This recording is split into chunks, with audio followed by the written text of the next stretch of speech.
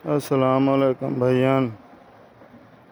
टिंडो दियां बेलां जड़ियां ने ना बड़ियां औखियां टुरदियां पईयां ने। इन्हां नूं पालना बड़ा मुश्किल काम आ। छोटी छोटी ने फ्रूटिंग जड़ी ने शुरू कर दी है ते स्प्रे कीती खड़ा हुण खाद भी पा दी है, DAP भी ते यूरिया भी, मगर फिर भी जड़ा ना ये नहीं टुरदियां सही तरीके नाल।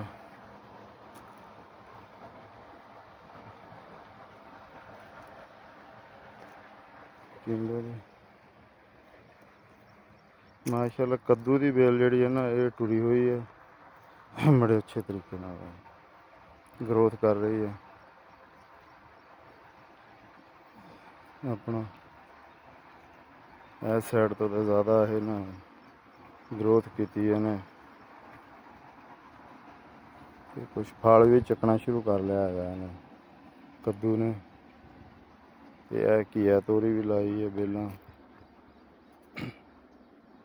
ये पर दीवार तेन चाड़ दी हैं अपना।